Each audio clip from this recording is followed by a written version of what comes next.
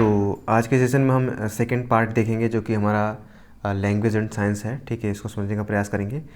इसके पहले पार्ट में बता दो कि इसके पहले पार्ट में हमने लैंग्वेज एंड सोशल साइंस में हमने यूनिट फर्स्ट के अंतर्गत हमने भाषा को समझने का प्रयास किया था। ठीक है, और इसके साथ ही साथ में भाषा के अर्थ को समझने का प्रयास किया था। ठीक है, और अर्थ के साथ में कुछ यहाँ पे विचारकों को हमने देखा था कि भाषा की परिभाषा क्या होती है, उसको समझने का प्रयास किया था। अगला जो हमारा पॉइंट होगा वो भाषा की प्रकृति अर्थात लैंग्वेज का नेचर और हम विशेषताओं को समझने का प्रयास करेंगे। तो आइए समझने का प्रयास करते हैं कि भाषा की प्रकृति क्या होती है और विशेषताएं क्या होती है।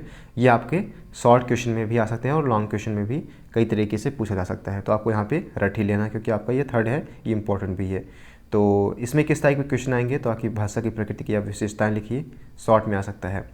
तो भाषा, पहला चीज़, भाषा भावों और विचारों की अभिव्यक्ति का माध्यम है। हमने देख लिया था इससे पहले भी कि जो भाषा क्या है कि भावों और विचारों की अभिव्यक्ति का माध्यम है। यदि एक व्यक्ति अपने भावों और विचारों को दूसरे व्यक्ति तक पहुंचाना चाहता है तो माध्यम के रूप में वो भाषा का चयन करता है। ठीक है, किसके रूप में?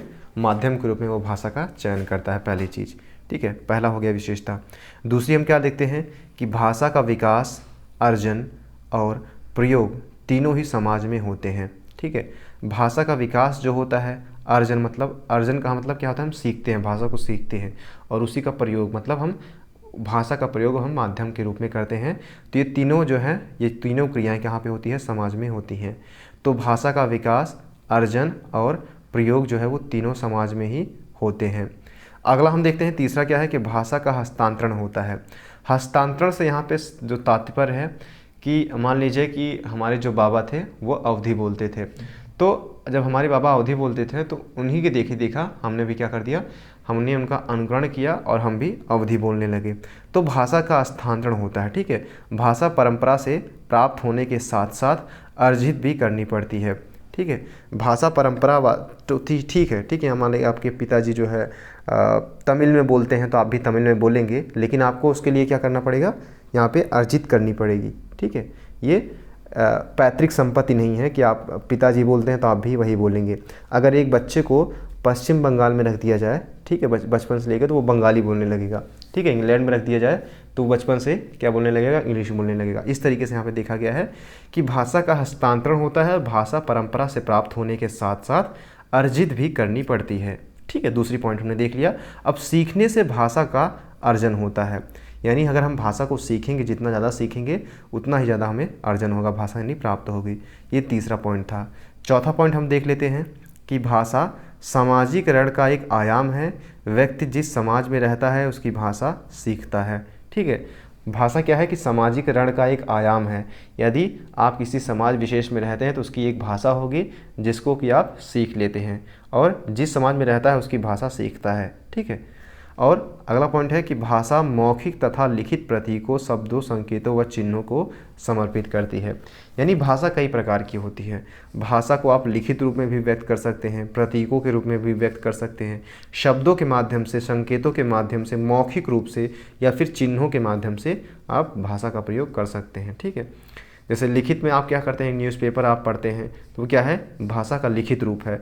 मौखिक जब आप किसी से बोलकर बात करते हैं, ठीक है, प्रतीकों के रूप में, जैसे आप सिग्नल रेड लाइट होता है तो क्या कहता है, भाषी प्रतीक के रूप में लिखा रहता है कि हाँ आप राइट मुड़िए। ठीक है, तीर एरो बना रहता है। शब्दों के माध्यम से आप, ठीक है, शब्दों के माध्यम से हो सकता है, संकेतों के माध्यम से, चिन्हों के माध्यम से, इस तरीके से आप यहाँ पे भाषा का कई प्रकार होते हैं। अगला पॉइंट हमारा है भाषा अनुकरण से सीखी जाती है। अनुकरण से क्या होता है कि जैसे आप अंग्रेजी बोल रहे हैं और आपके मान लीजिए कि आप शिक्षक हैं। ठीक है, तो आप शिक्षक हैं, हम आपसे शिक्षा ग्रहण कर रहे हैं, तो क्या कर रहे हैं, ये अनुकरण की विधि है। ठीक से हम आपसे कुछ सीख रहे हैं। तो भाषा भी क्या है, एक अनुकरण से सीखी जाती है। ठीक है, भाषा क्या है, हम दूसरे को फॉलो करके वो भाषा सीखते हैं। जैसे वो बोलता है उसी तरीके से हम भी उसी एंसेंट में बोलते हैं, प्रयास करते हैं। तो भाषा अनुकरण से सीखी जाती है। बालक माता पिता, भाई बहन, अध्यापकों, पड़ोसियों एवं परिवारों के अन्य वरिष्ठ सदस्यों का अनुकरण कर भाषा सीखता है। जब बच्चा छोटा होता है तो क्या होता है कि वो अपने माता पिता, इसलिए कहा गया है कि माता पिता पहले गुरु हैं, तो वो अपने माता पिता को फॉलो करता है, किस तरीके से बोलते हैं उनके माता पिता, उसी कुछ दिन में हम देखते हैं कि कुछ महीनों बाद जो है वो उसी रूप में बोलने लगता है। तो क्या करता है कि भाषा अनुकरण से सीखी जाती है। बालक माता पिता भाई बहन अध्यापकों पड़ोसियों और परिवार के अन्य वरिष्ठ सदस्यों का अनुकरण कर भाषा सीखता है। यानी ये क्या है, ये इफ़ेक्ट करते हैं बच्चे की भाषा को, यहाँ पे इफ़ेक्ट करते हैं कौन कौन, उसके माता पिता भाई बहन अध्यापक पड़ोसी और परिवार, साथ साथ में जो स्कूल कॉलेजेस होते हैं वो भी इफ़ेक्ट करते हैं। तो उसको हम अगले अध्याय में पढ़ेंगे। लेकिन यहाँ पे देख सकते हैं कि भाषा अनुकरण से सीखी जाती है और बालक माता पिता भाई बहन अध्यापकों और पड़ोसियों से तथा परिवार के अन्य वरिष्ठ सदस्यों का अनुकरण कर भाषा सीखता है। अगला पॉइंट है, भाषा एक सतत परिवर्तनशील प्रक्रिया है। भाषा का कोई अस्थायी और अंतिम स्वरूप नहीं होता है। ठीक है, अब ऐसा नहीं है कि हिंदी पहले क्या थी, पाली भाषा थी। ठीक है, प्राचीन भाई, इसी बात क्या हुआ, सबसे पहले क्या थी, पाली प्राचीन, इस तरीके से जो है विकास होता अब जो है वर्तमान समय में हिंदी में है। ठीक है, हिंदी का हो सकता है कि अगले कुछ आने वाले दशकों में या फिर 100 साल बाद 200 साल बाद जो है हिंदी का कोई और रूप हो जाए। ठीक है, हिंदी किसी और रूप में परिवर्तित हो जाए। तो भाषा एक सतत परिवर्तनशील प्रक्रिया है। ठीक, हमने क्या देख लिया कि भाषा एक सतत परिवर्तनशील, यानी भाषा परिवर्तित होती रहती है समय के साथ में।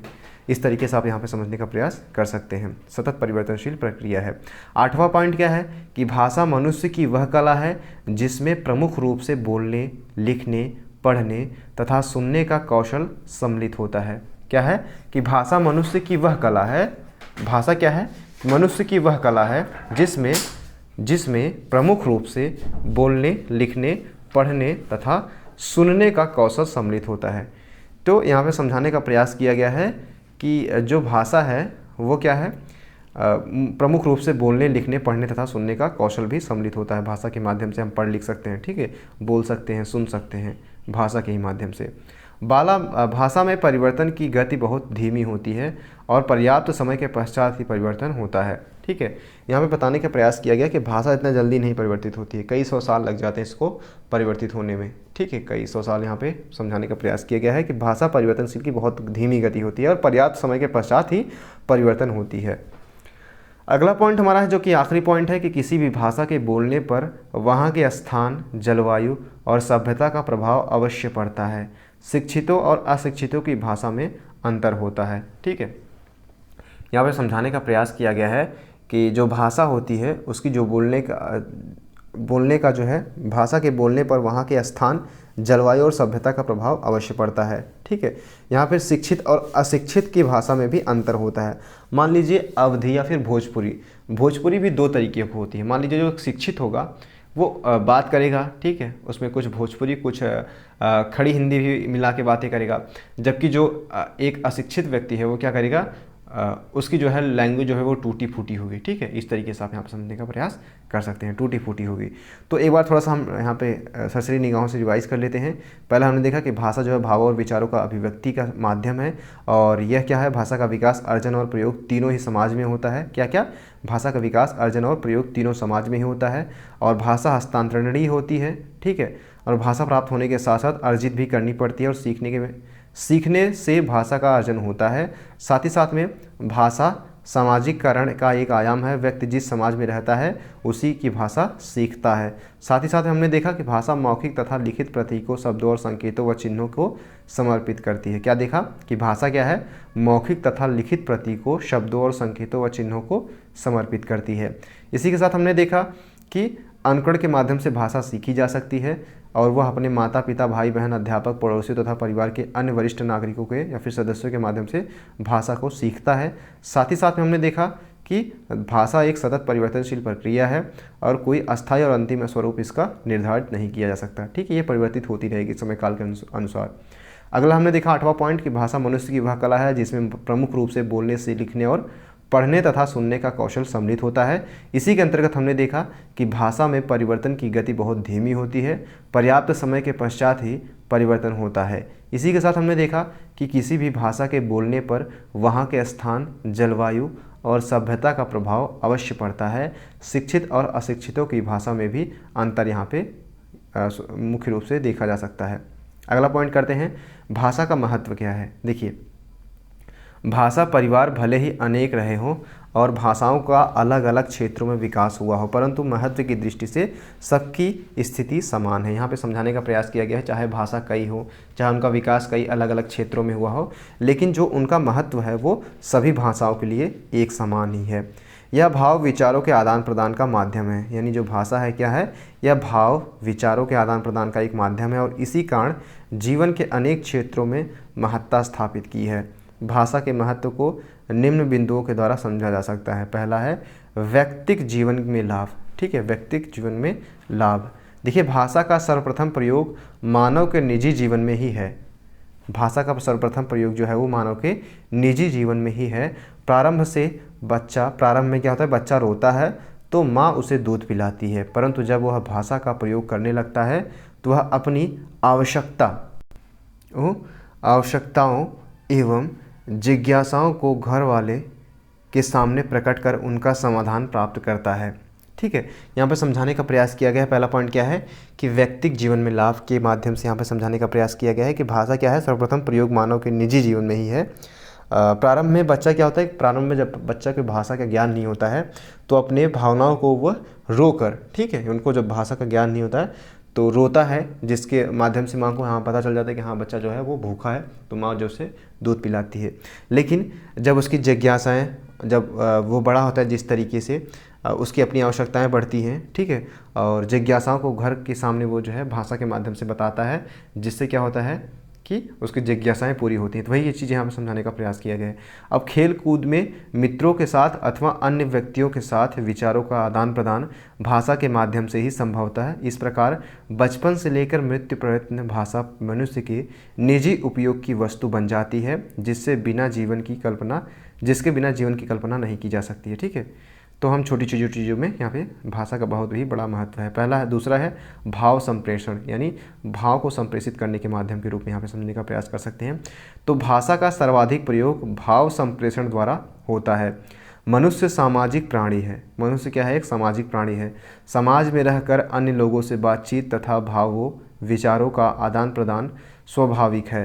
सामाजिक आदान प्रदान की यह प्रक्रिया व्यक्ति और समाज को एकत्रित कर एकता के सूत्र में बांधती है। एक बार इसको समझने का प्रयास कीजिएगा कि भाषा का सर्वाधिक प्रयोग भाव संप्रेषण के द्वारा होता है।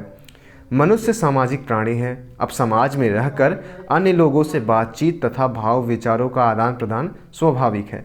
यानी जब समाज में रहेगा तो अपने भावों और विचारों का तो एक व्यक्ति से दूसरे व्यक्ति तक वह स्थानांतरण करेगा ही, और उसका माध्यम क्या होगा, वो भाषा ही होगी। ठीक है, तो यहाँ पे समझाने का प्रयास किया गया है कि व्यक्ति एक सामाजिक व्यक्ति है, सामाजिक प्राणी है, और समाज में रहकर अन्य लोगों से बातचीत तथा भाव विचारों का आदान प्रदान स्वाभाविक है। सामाजिक आदान प्रदान की यह प्रक्रिया व्यक्ति और समाज को एकत्रित कर एकता के सूत्र में बांधती है। यानी जब व्यक्ति अपने भावनाओं और विचारों को किसी समाज में किसी दूसरे व्यक्ति के सामने रखेगा तो उनमें एकता का जो है वो विकास होगा, जिससे क्या होगा, जो हमारा समाज है वो एकता के सूत्र में बांध जाएगा।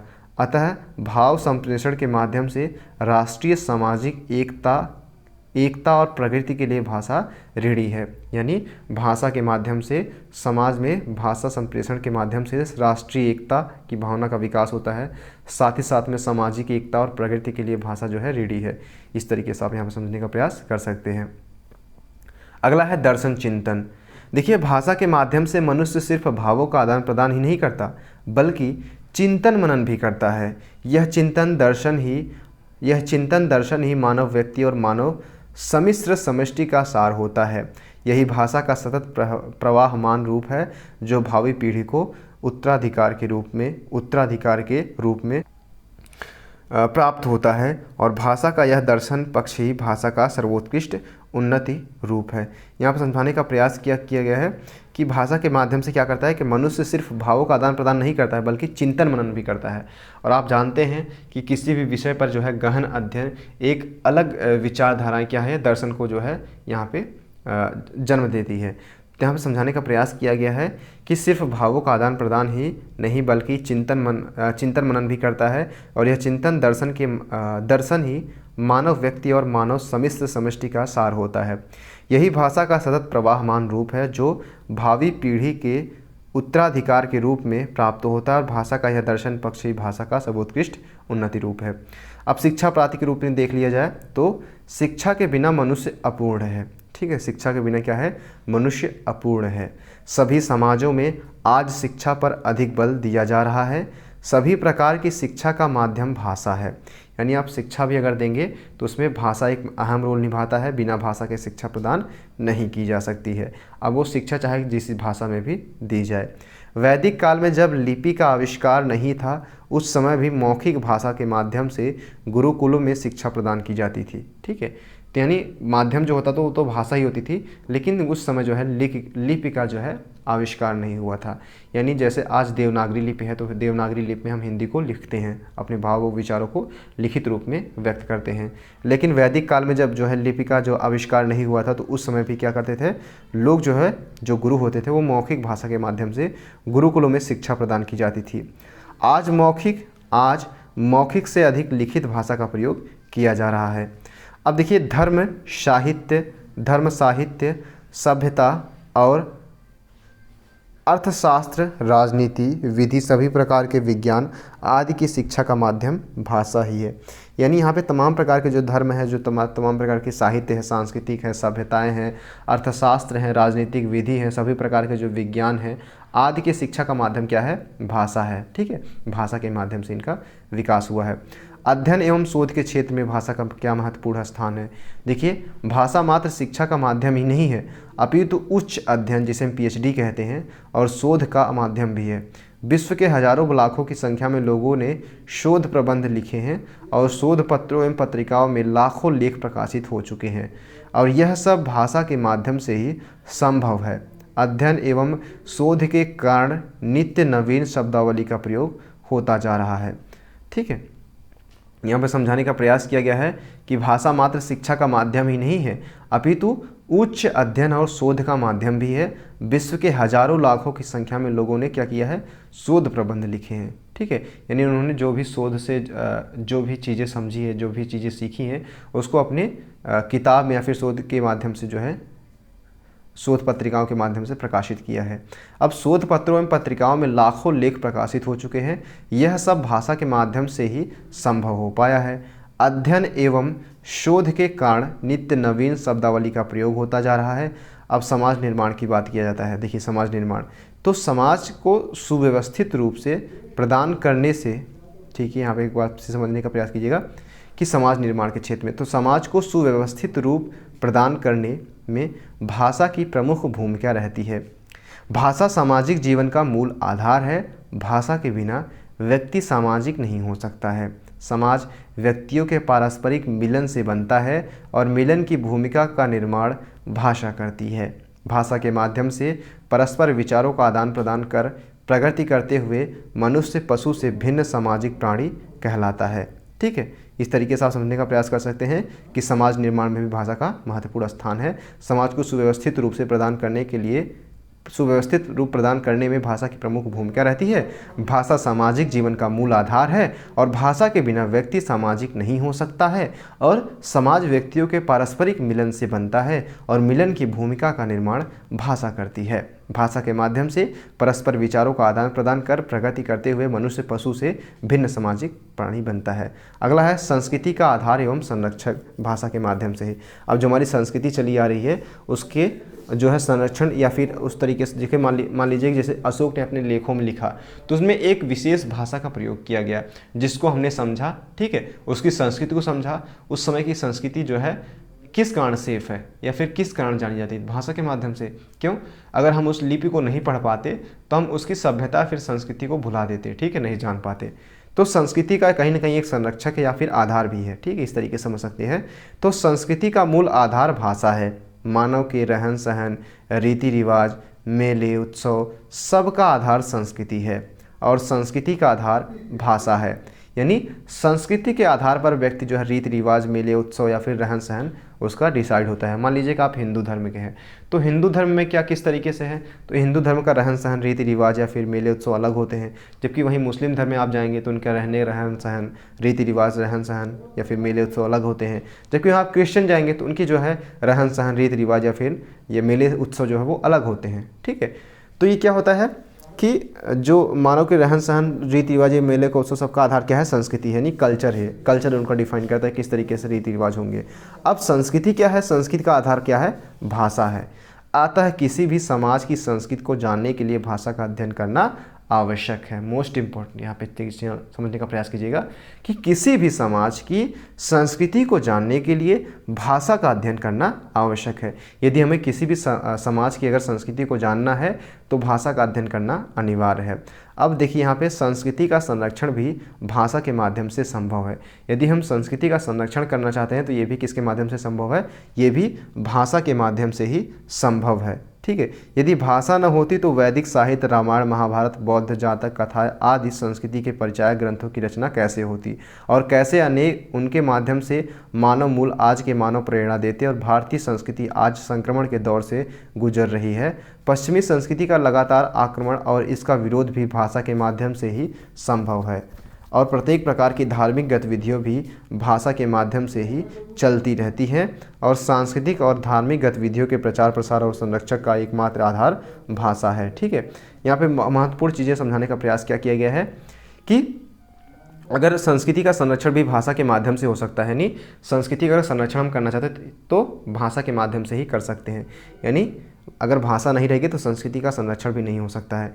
और जैसे जो रामायण लिखे गए, जो वैदिक साहित्य, जो महाभारत, जो बौद्ध जातक कथाएं लिखी गई हैं, संस्कृति के परिचायक ग्रंथों की रचना कैसे होती और कैसे उनके माध्यम से मानव मूल आज के मानव प्रेरणा देते। ठीक है, जैसे श्री राम जो है, पुरुषोत्तम श्री राम को हम जानते हैं किस नाम से, पुरुषोत्तम श्री राम से, तो हम उनकी कहानी किसके माध्यम से, एक भाषा के माध्यम से पढ़ते हैं। ठीक है, जो तुलसी रामचरित द्वारा लिखी गई जो रामचरितमानस है उसको हम समझने का प्रयास करेंगे। इस तरीके से जो है कि भाषा जो है महत्वपूर्ण भूमिका निभाती है। ठीक है, इस तरीके से जो है अगर हम सांस्कृतिक व धार्मिक गतिविधियों के प्रचार प्रसार भी करना चाहते हैं तो उसके माध्यम से भी हमें भाषा का सहारा लेना पड़ता है। तो ये हमारा आज का टॉपिक था। आई थिंक आपको ये समझ में आ गया होगा। एक बार हम रिवाइज कर देते हैं यहाँ पे। तो हमने कौन कौन सी चीज़ें पढ़ी थी, तो हमने पढ़ा था पहला व्यक्तिगत जीवन में लाभ भाषा का महत्व के अंतर्गत। ठीक है, तो व्यक्तिगत जीवन में लाभ, जैसे कि जो बच्चा रोता है या फिर बड़ा हो जाता है तो क्या करता है, अपने जीवन में आवश्यकताओं या फिर जो भी उसकी ज़रूरतें होती है वो अपनी भावनाओं को भाषा के माध्यम से व्यक्त करता है।